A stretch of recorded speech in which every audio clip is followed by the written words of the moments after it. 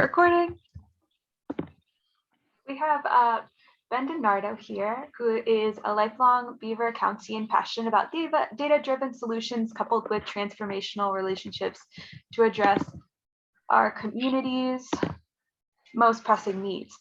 Ben's passion for community began at a young age when his father would charge him every day with the task to make an impact on the world and the community in their family-specific context of Beaver County. In 2018, Ben graduated with a degree in economics and social innovation and entrepreneurship from Dickinson College. Promptly after graduating, Ben moved back to his home area to put his education to service. In his current role, Ben is the program manager of the Community Service Block Grant and the project manager for community development block grant projects related to public service. His day-to-day is spent meeting with nonprofits to execute community development projects, facilitating capacity building initiatives, and building relational trust with community members. In all of his work, Ben sees justice, diversity, equity, and inclusion as the way forward for community development in Beaver County. Okay, so with that, I'm handing the floor over to Ben, and thank you so much for being here. Thanks, Annie. Good to be in these spaces, especially when is my screen up? I could see a thumbs up from someone. Yeah, it's up. Awesome.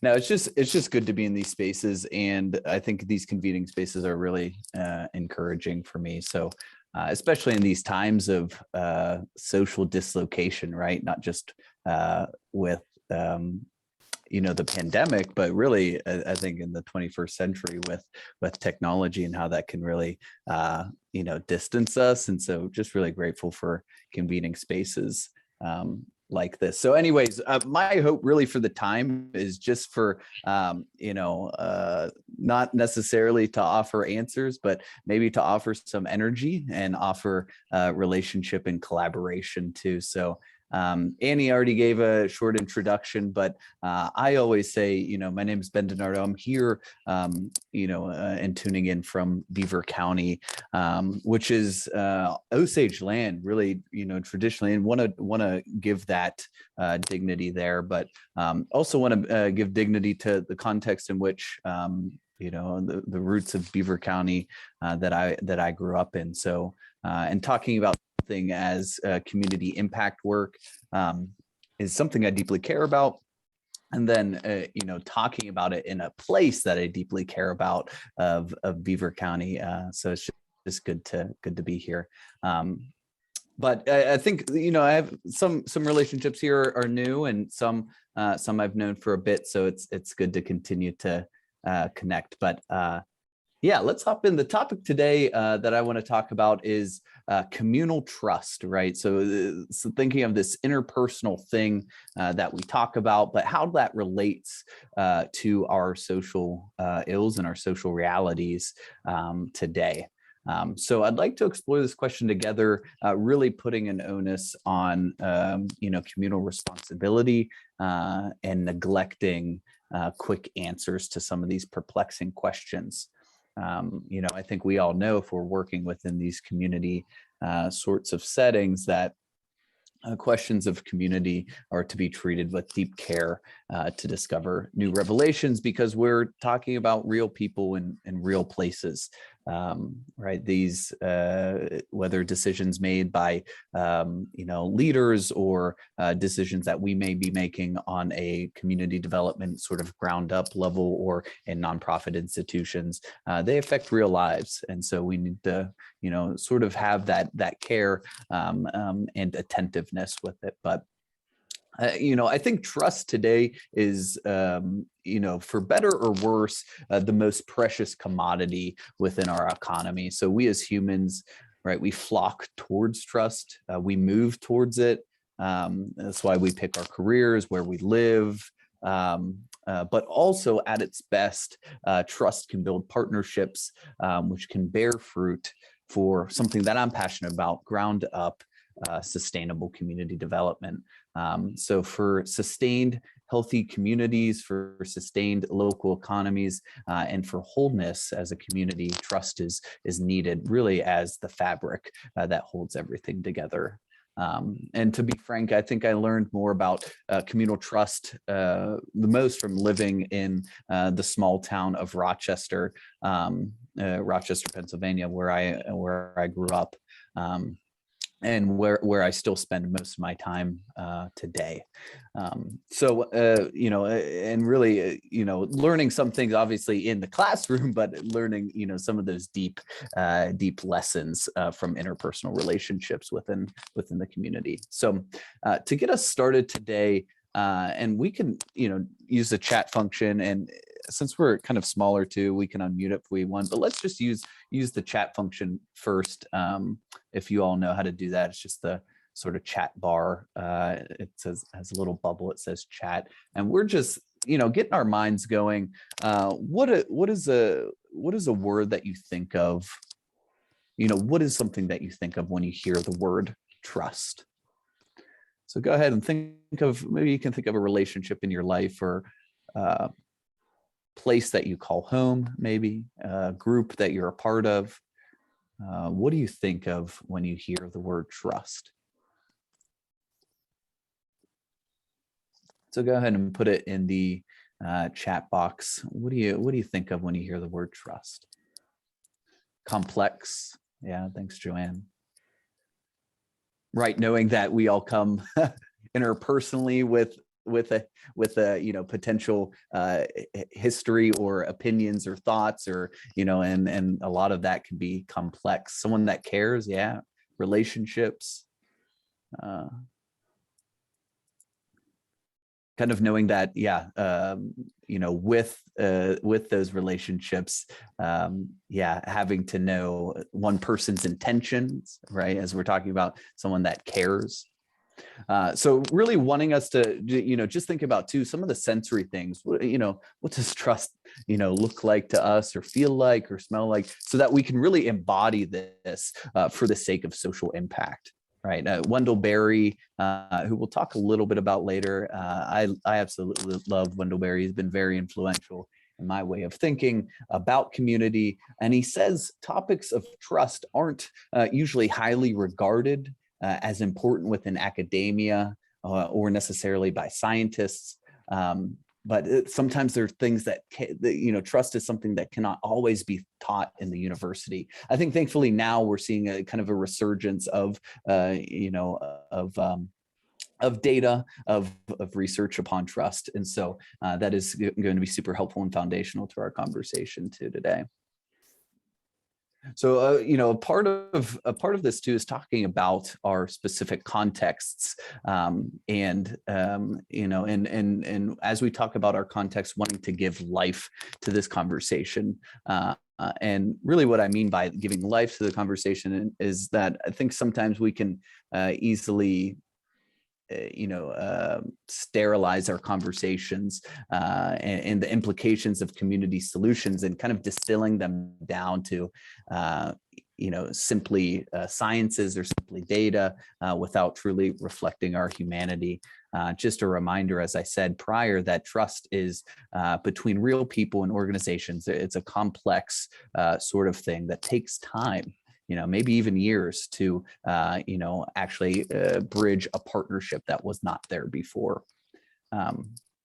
And first, acknowledging that this conversation of trust is most fruitful when we have a deep love and affection for the context of our work. So this context here, this is the, River Valley. This is the conjunction of the Beaver River and the Ohio River. And this is the context in which I come from, right? And a caveat to relational trust is we need to posture ourselves in right relation to others first, right? And I also see in the chat that there's some discomfort sometimes with that trust building. But I suggest that building trust relationships, on the basis of being transformational, as opposed to building trusted relationships to be transactional. Because I think if we're building trusted relationships to be transactional, that then breaks down trust for us. Whenever we take an asset-based community development approach, it can help us reimagine, which is a huge word, that we love, but reimagine what our communities can be like. So speaking of the context of Beaver County, if I were to be truthful, it doesn't have the most beautiful natural resources as of right now. It doesn't have plentiful, lucrative job opportunities. It doesn't have a bumping metropolitan center like Pittsburgh, and many say that Beaver County had, its best is behind us, and it's not what it once was. And many of our neighbors, many of my neighbors are still grieving the loss of our steel mills and loss of manufacturing industry. But as I mentioned, if we take potentially an asset-based, as I'm suggesting, an asset-based community development approach, our landscapes can be seen as ripe for community connection. So throughout Beaver County, we have small pockets of small towns, or under 10,000 people, that are set up essentially to cultivate deep relationships. There's strong town pride in each one of these communities, and it's a commonality between these small communities within Beaver County. So a sense of place and a pride of place are among initial identifiers in Beaver County. I always joke that initial conversations go, "Hey, my name is Ben. I'm from Rochester," and it usually turns into, "Oh, Ben, I know your mother or your aunt or your uncle," so on and so forth. And as in Beaver County, all conversations kind of end up talking about high school football in one way or another. And so it's just important for us to know our context and having a deep love and appreciation for the communities in which we are working in. And this is, I think, really, brings up this John Todd quote for us, and brings it to light, saying that elegant solutions will be predicated on the uniqueness of place. So specifically for me, I work within a government agency, and my hope is always, first, that folks do not see me, especially community members, do not see me as a government employee first, but they see me for my personhood, someone that's a neighbor, someone who's a son, a mentee, a volunteer. Which I think anyone that works within government can easily realize the relational trust that is not there with community members, and beginning to realize that more and more, and then setting foundational meetings and foundational structures and contexts so that trust can be built. And we can talk a little bit about that later. But questions I routinely ask myself too is, do I know my community partners that I work with outside of polished presentations, right? Do I know them, as I walk around the streets and the communities? Do I know intimately the communities that I serve? And going back to this, right, as we think about service to communities and partnerships within those communities, I hope that we can meditate on this quote that, again, that elegant solutions will be predicated on the uniqueness of place. And here, John Todd's specifically talking about ecological restoration, but I think it seems to ring true for a lot of different sorts of work, especially community impact work. So again, within the community context, trust is what holds social fabric together. It's what makes a community, especially within some of our smaller towns and small communities. But rather, I'm not, I don't want to say that, trust is something that's super easy to build or something that's already there with most communities. I would say that first, we must acknowledge that our communities are not whole. And what I mean by that is there's vast polarization already. It's highly studied. We can see maps of the rural and urban divide politically as we look at, we can look at Pew Research, for example, which just has really helpful, data and mapping on that. There's a stark difference within our communities, right down to the municipal level. So first, it's an acknowledgement that we are at difference. But But I want to add that that trust, and the trust that I'm suggesting and kind of inviting all of us into is a trust that begins with that difference of thought and opinion, of racial and ethnic background, socioeconomic background, and moves into relationship through unveiling and through truth telling, really at the start of conversation and at the start of relationship. So this building of trust can really break down generational barriers and it takes, I think, all of us, it takes from all of us a personal investment and potentially, again, right, years to really see the fruits of it. Some of these seeds that we are potentially planting are trees that we might not see to the fullest extent. So as reflecting and then also taking from some of Frances Fry's research, which she's a professor at Harvard Business School, and she talks a lot about the sort of anatomy of trust, specifically within organizations. But we can all think of in our interpersonal lives too. What are some themes that we see in trusting relationships? And again, pulling this from studies too. What are themes within trusting relationships organizationally, communally, and interpersonally? So first, I'd suggest that honesty, right? This sense of truth telling, unveiling, telling things how they are, being transparent about our intentions and motivations from the start as we're interacting with a different organization or whatnot is of utmost importance. And I think probably the first sort of foundational level to start from. And second suggestion is one of humility too, admitting that we might be wrong about the solutions that we're putting forth, and actually being able to, potentially, using this, it sounds like an archaic word, but lament that, right? So for us in Beaver County, lamenting that the solutions of, our industrial complex system that we thought was going to sustain us for the long haul has not sustained our communities, right? And being real with that.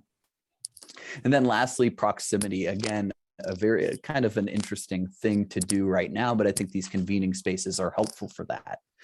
But an encouragement for us as we're doing this community impact work to get close, to the communities in which we're serving, close even geographically, right? So being in gathering spaces, being in the common spaces, getting to know the neighborhood, that's really specifically for the work in which I do, getting to know the neighborhood, getting to know the organizations in which I will be working, and really placing that proximity so that really, interactions with folks that I may never would have met otherwise can potentially happen for the sake of social and communal healing. So I think if we look at closely at the ways in which our realities are built, we as humans, again, go towards methods that, sometimes are the most comfortable, right? And seeing that potentially building these trusting relationships is breaking out of that comfortability and really going to something that will be much more sustaining, and what I would argue is much more life-giving for us as well. So Wendell Berry here saying a community ensures itself by trust, by good faith and goodwill, by mutual help. A community, in other words, is a good local economy. Again, Wendell Berry, he's an author, farmer, localist, really is connecting this interpersonal trust to a potential flourishing economy, speaking deeply and poignantly to the rural and urban divide, and also giving such dignity. And this is what Berry does at its finest, giving such dignity to the small places that post-industrial America has forgotten about. And again, Frances Fry says, if trust is leveraged, if trust is built upon each of our relationships, we can have unprecedented human progress and unprecedented, community progress at that. So what needs to be done with public and private relationships. And I'm speaking specifically on that because that's the context in which I'm coming at this from. What can this look like? And just to give a short story and a quick example, whenever, kind of a few months on the job here, at my current role, I was meeting with a community organization, a community nonprofit, and this group has historically has been underrepresented within community conversations. And from their perspective, they were treated very unfairly for years and years and years, specific to these sorts of community projects. And honestly, to this, I didn't counter them because they were probably right, and I was safe. I was really safe to assume that. But rather, our first initial meeting, which extended about an hour and a half, was solely voicing laments, past and present. And in that time, we mutually listened, we connected, and trust was built solely from that hour and a half conversation.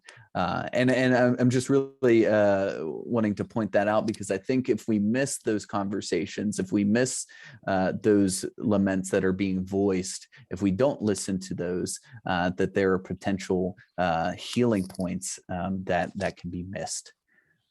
Transparency then was at the highest priority through that working relationship.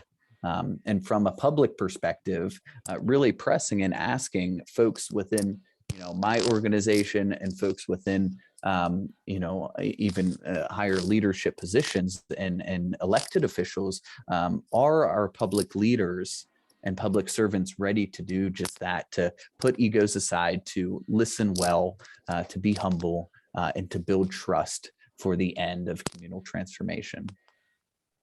Just a reminder that much of what needs to be done with public and private, sorts of relationships is interpersonal work, something that we can all do and we can do together at the same time. So I had to, because of this, I, kind of used some new language, from government official to ambassador for the common good, because if I'm taking my role as a public servant seriously, all of what I do is to ensure the flourishing of all people, especially our most vulnerable populations.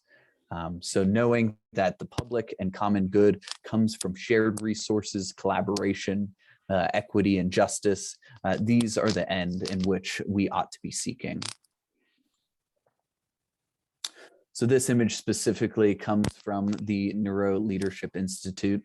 And this is a helpful image, I think, to think, one, about our relationship, but also as we're leaders and agents of change in our community and our communities, what it can look like to have regenerative relationships and regenerative collaborative relationships. So we can see here from left to right that exploitative relationships oppress and repress, that depleted relationships are solely one-sided. Sustaining relationships are good, and they continue to function, although they don't continue to progress to progress the end forward.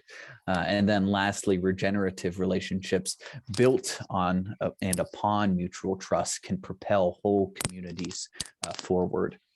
So really, this is what we're looking at here: regenerative community and economy of trust and relationship, as opposed to our ubiquitous commodified economy.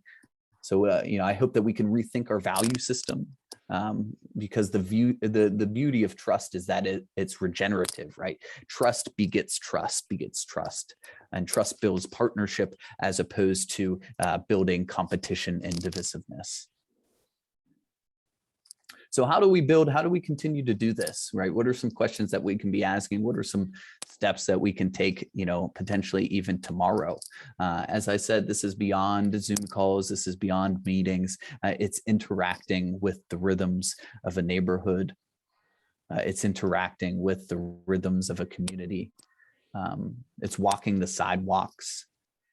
It's knowing the values of a community, and more importantly, knowing the people that hold those values. It's putting ourselves in positions to listen and to listen well, looking and searching for reciprocity of relationship. So going back to this idea of moving from transactional relationships to transformational relationships. Again, this is, a community that I'm a part of. We had a community development initiative, and the whole first year was for us to listen to the community. What does it look like for us to really, and maybe not everyone has the privilege to do that, but what does it look like for us wanting to be involved within community conversations to take a year to do nothing, to do no work, but to listen? And really that's not nothing, but it's dignifying the work that's already being done, and listening to where the potential gaps might be, and building trust along that way. So all in all, questions I think that we can take from this and ask ourselves within our personal lives, and then within organizational lives, and within communal lives, our communal lives. What do we do with all this? We can accept, potential invitations. Thinking of these three questions here that I have up, what is one existing relationship in which you can strengthen trust? Right. So if you're in a nonprofit, is this another organization? Is this a funder? Is this someone internally? I'm always a big advocate too of having the internal organization being built on a trusting relationship, for that to then overflow out into other relationships. And two, how can we intentionally spend time in a place that will lead to communal interactions? Again, now this is a difficult time to do that, right? We're still sort of on the cusp of being able to be within public communal spaces again. And so maybe this question is a bit more pressing now, but how can we intentionally spend time in places that will lead to communal interactions for this ground up and ground level trust building to happen? And then thinking lastly, out of these three themes of honesty, humility, and proximity, what is an area that potentially needs more of our attention? And again, that can be organizationally, individually, or communally. And so these are questions that, not necessarily to have quick answers to, but questions for us to chew on, right? Questions for us to take back home with us. And lastly, just a practical example, I'm really encouraged by a more regional view of coalition building, especially coming from a place like Beaver County, where some of these convening spaces are tough to find at points. And so just really encouraging to have more of a regional, outlook on these things. So I'm always happy to connect and collaborate to see, what potential vision of things in Beaver County can overlap with things regionally within the Western and Southwestern Pennsylvania area. But nonetheless, I really appreciate this. And yeah, hope that we can all sort of take these questions and ideas, and see what that could look like to build trust for the sake of communal healing in each of our communities, organizations, and our own interpersonal lives.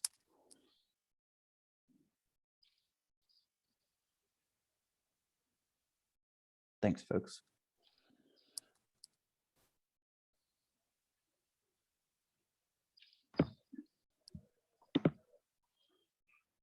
That was great. Thank you so much. Yeah, thanks, Annie. Does anyone have any questions?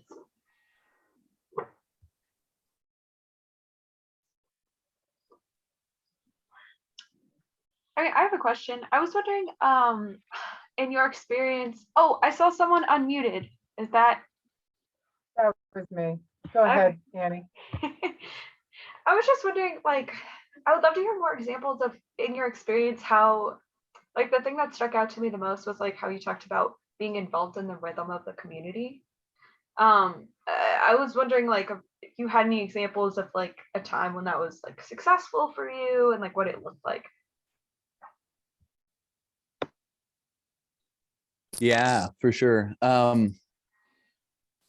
Yeah, I think and just to kind of preface with that first, I think some of this I think some of this trust building work isn't super glamorous, you know, if I were to be completely honest, right? As I was saying, you know, one of the conversations that I had with a fantastic organization that's been around here for a long time, but has been you know, historically marginalized within our community.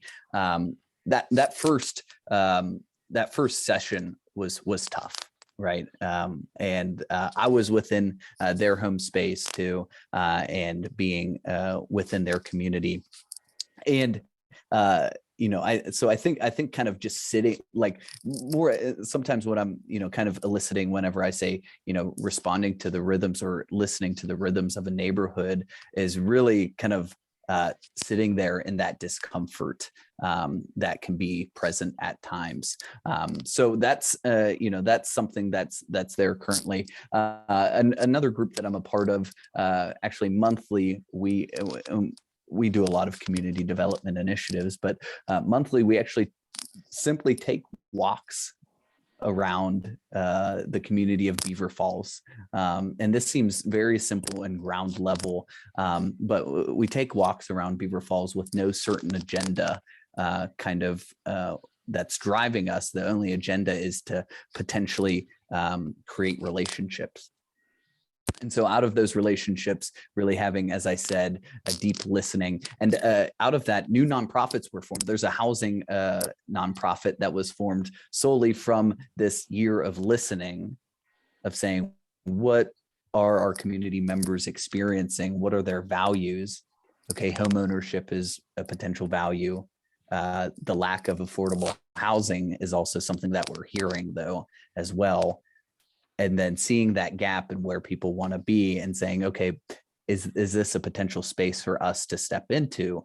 So that was, you know, that was really birthed. That whole housing nonprofit was birthed out of this idea of just getting into and walking around, you know, our streets and getting to know a community that we want to serve, and a community that we live in too, right? Not just a community that we're coming into and trying to fix problems, but so it's more, I think, more just kind of you know, instead of just a sole critique of hey, don't do work in these communities, it's an invitation to maybe a different kind of relationship that could be there.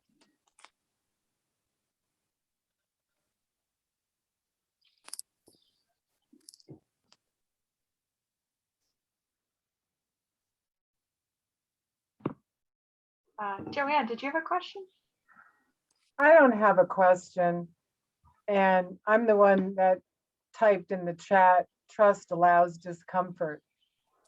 But I want to say this, and, you know, if I'm totally like off the wall, you can just like hang up on me. But, you know, I am so aware right now of how Beaver County has been in the spotlight of controversy.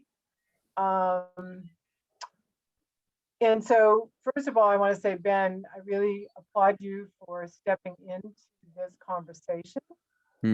I think that, and that's also why I said trust is complex, because I think that for the years that I've lived here, which has not been my lifetime, it's been very uncomfortable, and it's been a difficult community in so many ways to become a part of. So, you know, and I'm just speaking my truth here. And like I said, I don't really have a question, but maybe just to open up dialogue and just to, you know, be transparent. And yet I have worked my butt off. I was going to say a different word. More here in Beaver County than probably anywhere else in my life that I've lived, because of needs that I see that actually transcend Beaver County. And so I struggle so much with just trying to be part of the community and trying to, oh gosh, just, I don't know. I'm rambling, and I'm feeling a lot of emotion, and on the heels of everything that's been going on the last couple of weeks in the last 5 years, no surprise. But yeah, I think trust right now is a really rare commodity. And yeah, so. Yeah.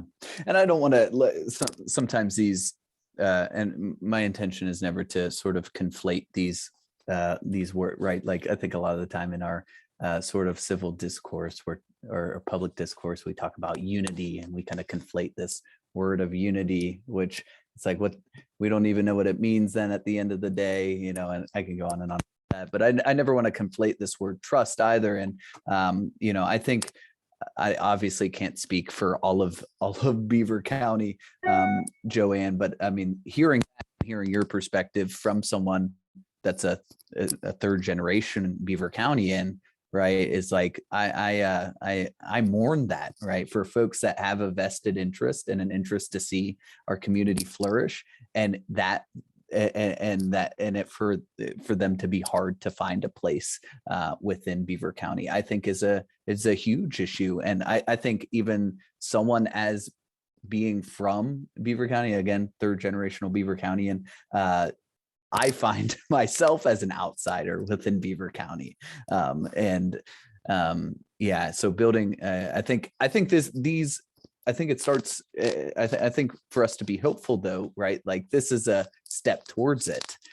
You know, as we're talking about the specific context of Beaver County, right? Of relationships like, you know, you and I, Joanne, and continuing to build off of those relationships and continuing to convene and continuing to organize. But it's also hard to stay hopeful in the wake of, I think, the present realities here in our context, though, as well.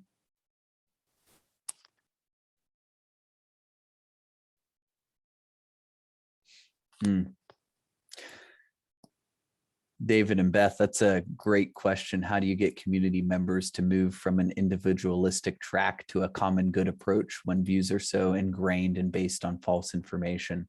Yeah, I think that is a question for all of us to really chew on. I think because I think too, we have a scarcity sort of mindset. I think our economy is built on a scarcity mindset as opposed to an abundant mindset, right? If we had a mindset of abundance, of you know, we don't have to always seek self-interest, but we can seek the good of our neighbor, or we could seek the common good. You know, I think sometimes, you know, it's helpful. What really helped me is, you know, being able to see that sort of that scarcity mindset for me was a mindset, right? The way that I saw it, maybe coming from a privileged position, but was a mindset as opposed to an actual reality, right? But as we look at the U.S. in general, we have, you know, enough houses to house all people that are unhoused currently, right? There's not a lack of housing or a lack of physical space. So that's just one example of, yeah, and we're working up against, I think, years and years and years of and mindsets of you know, of narratives, and so there are, you know, I think there are spaces that can potentially invite us into new narratives, and I encourage us all to sort of find those for our, if we believe in sort of a common good approach, but finding those for our own you know, sort of well-being and inviting others into it. But that's a good question on how, like, you know, maybe even posing that to the group, like, how did other folks sort of get caught into that idea of a common good approach as opposed to an individualistic approach? I feel like you have to experience community first, and then you see the richness of it. You see the, you know, richness of mutuality. I don't know if anyone else has thoughts on that.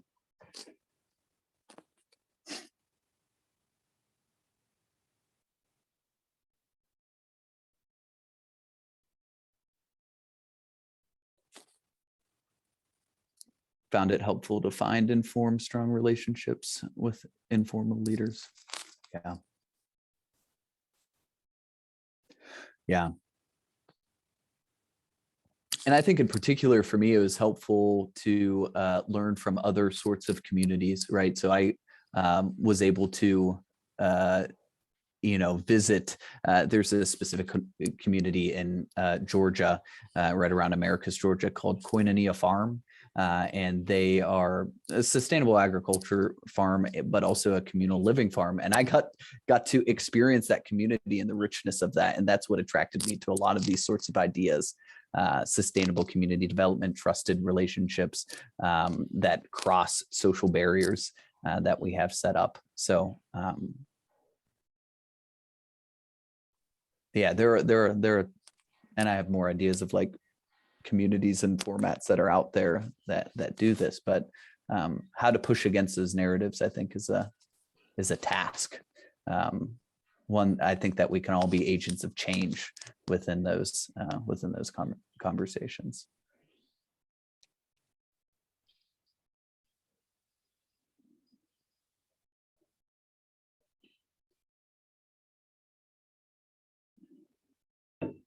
Yeah, that's a good question, Gillian.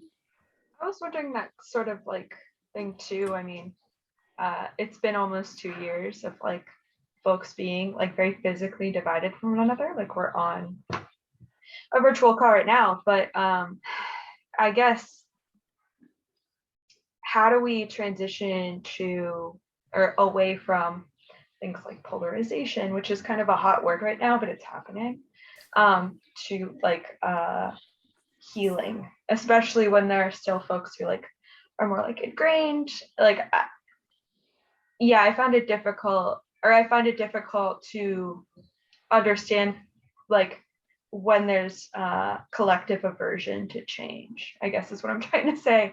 So how do you level with people in that way and like work together to make things better? Yeah. Yeah, and right, these are all just if this is like if these questions are overwhelming for anyone, right, they're big questions that we're asking, and so I always sort of think, how can we take these big questions, right, and everything is kind of so existential nowadays. We're talking about these large things of which we should at the same time, but what does it mean for our personal lives too, and our communal, maybe municipal lives as well? So right, we talk of systemic racism or climate change and all of these things, and sometimes it can be really easy for us to get caught up in those large conversations, which we should engage in, but sometimes they stay up as opposed to kind of moving down to our actual sort of lives. I would suggest to I thought a rich story of social healing was a retreat led by, I don't know if you all have heard of the Buddhist monk Thich Nhat Hanh, late Thich Nhat Hanh. They just passed away actually recently, but led a social healing retreat for folks in law enforcement and community members and people of color, and led a retreat for the sake of social healing. And Thich Nhat Hanh is a nonviolent, peace activist, and was a justice activist as well. If I can find the link, I will definitely send that out to you, because I thought that was a powerful, because it got people into the same room, right? So as opposed to talking and strategizing in our different silos, it got potential, enemies, as sometimes you would think, into the same room to talk, and it produced social healing. So that was just quickly what came to mind whenever you mentioned that, those conversations, Annie. I would say too, following on that, then that a lot of healing is not going to happen over Zoom. That I think we are animal beings, and we need to be in an energetic field with each other. We need to smell each other. We need to touch each other in not physical, in an uncomfortable way sometimes, but it's hard to touch a person through these technological spaces in the same ways that, at least in my life experience, in the group development work that I've done, it's powerful to be in a room full of people when you can smell the pheromones, and you know, you can smell the sweat when people are entering and engaging into difficult and courageous conversations. And it doesn't happen on a Zoom. So I think we as communities need to come physically together.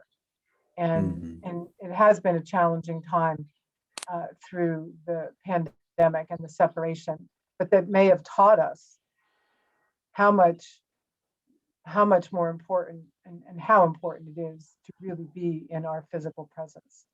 And I'm an introvert, you know, and I have thrived through, you know, all this separation in some ways, but I want to hug people, you know. I want to lean up against somebody and feel their shoulder in a meeting, or I want to smell somebody's bad breath. I mean, you know, all of that is, I miss that. And I think that's part of coming together, and that's part of kind of that healing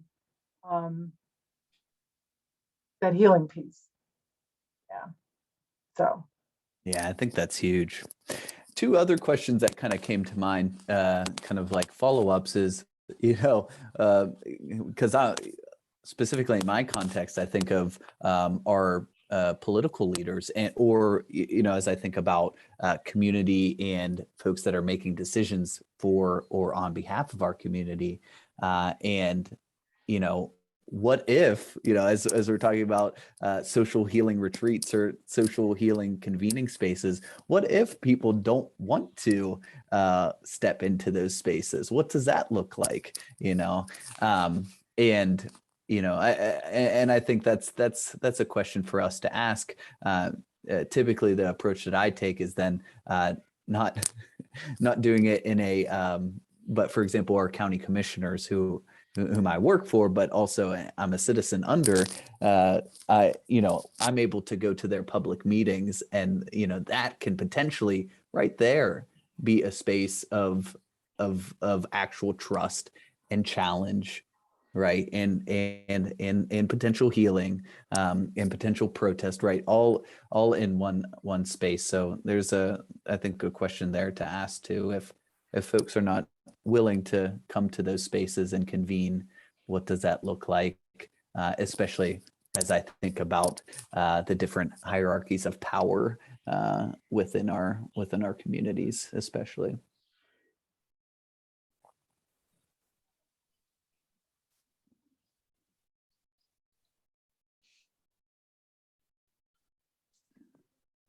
Well, we have it's 7:55 on these retreats. Can we make an announcement for a program next month?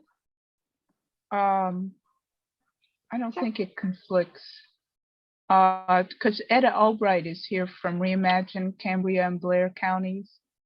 And so she's working on putting together a Reimagine program that will be on April 7th from 6 to 8 p.m. 6:30. About 6:30, sorry, 6:30 to 8:30. And that will be on brain and neurocognitive system health and sustainable communities. Do you want to talk a little about the program? We'll get information like how to the Zoom and stuff like that to you later this I month. want anyone to be scared off with those words, brain and neurocognitive system health. Because when we say mental health and mental illness, it brings a vagueness, it brings formed attitudes towards the system. And I think it distracts from our ability to look at the organ and the particular characteristics of the organ that might be dysfunctional or ill and need the same kind of attention as if we were looking at a heart and the circulation of the lungs and the respiratory. To think that that's not a person doing something that is intentional or might have complete control, that we have to take a different view on just what is behind behavior and that kinds of things in the environment and relationships that influence that, and that we hopefully are going to be able to take a holistic view of this. And the overall theme of this reimagined Cambrian Blair counties, visioning sustainable communities, underscored by public health, well-being, and safety. So you see how vast those areas are, that when we're talking about things, and even about this subject that you're talking about, relationships and setting up expectations, and what is it that has an impact or transforms those relationships.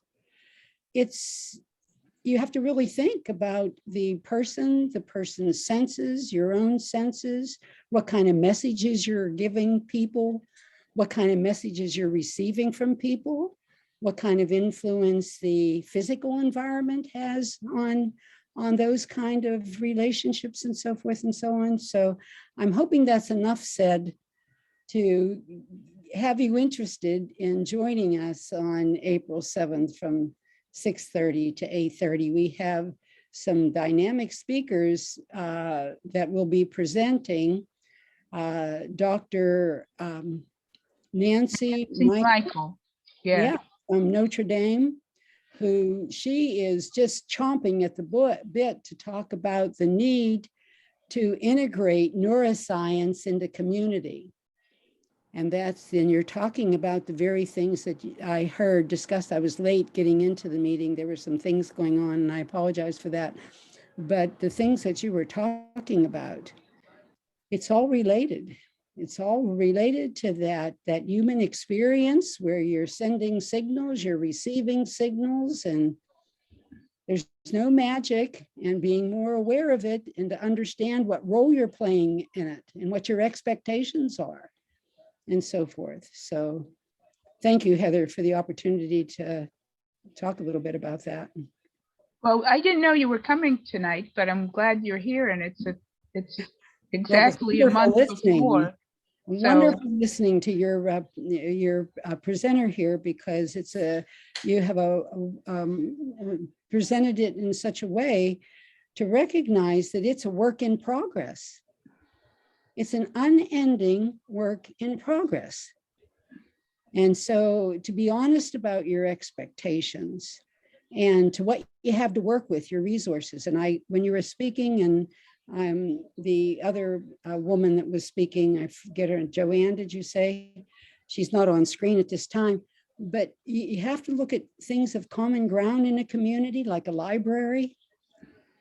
Are there programs at the library there that bring people together, that give you just a chance to even build upon relationships? But any opportunity in the arts, the theater, things that are already going on that give you an opportunity to show your support for and your interest, so that maybe you have a chance to share interests with others. So it was very interesting. Thank you. Mhm. Yeah, those spaces are great. We in the town that I live in currently, Beaver Falls, we have a lecture series every year that's in our library on the downtown, right on the main street. And this year it's about steel mills and the decline actually of our steel mills. So those spaces are always very, very fruitful with connections. So I'm gonna stop recording.